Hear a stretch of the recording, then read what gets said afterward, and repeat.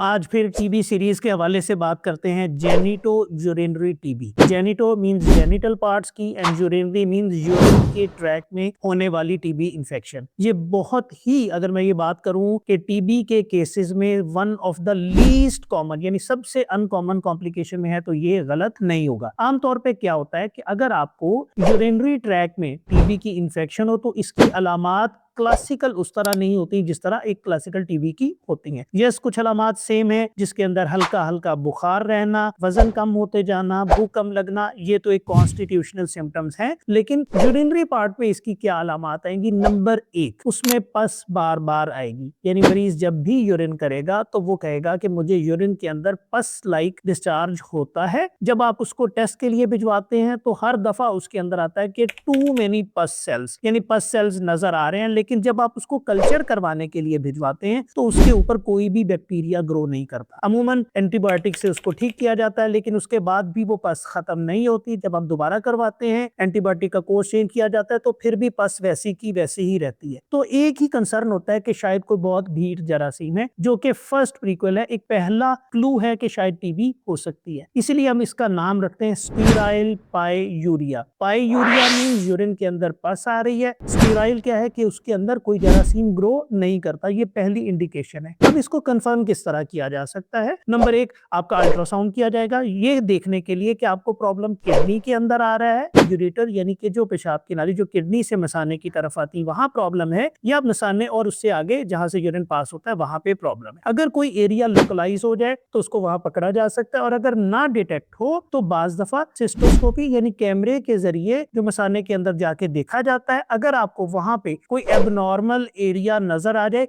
तो उसकी एक बायोप्सी का टुकड़ा ले लिया जाता है। बायोप्सी के ऊपर इसका एक खास पैटर्न नजर आता है जिसे हम कहते हैं ग्रैन्युलोमेटस इन्फ्लेमेशन, वो पता लग जाती है। नंबर 2, उसी सैंपल को हम कल्चर या जीन एक्सपर्ट के लिए भी भिजवा सकते हैं, जिसके ऊपर डिटेक्ट हो जाता है कि आपके अंदर टीबी के जरासीम मौजूद हैं। सो अगर वो डिटेक्ट हो जाए तो अगर वहां पे कोई यूरिनरी प्रॉब्लम्स है, जैसे यूरिन में रुकावट हो रही है, तो उसका इलाज सेपरेट किया जाता है, और जो टीबी है उसका इलाज सेपरेट, जो हमने पहले भी बताया, आजकल की गाइडलाइंस के मुताबिक 6 महीने तक उसका इलाज किया जाता है। सो अगर आपके पास कोई ऐसा मरीज है जिसको बार बार यूरिन की इंफेक्शन हो रही है, उसका वजन गिरता चला जा रहा है और उसके कल्चर में कोई ऐसी डिटेक्शन नहीं हो रही, तो जो यूरिन की टीबी इंफेक्शन है उसको इग्नोर मत करें और डॉक्टर के साथ जरूर रब्ता करें।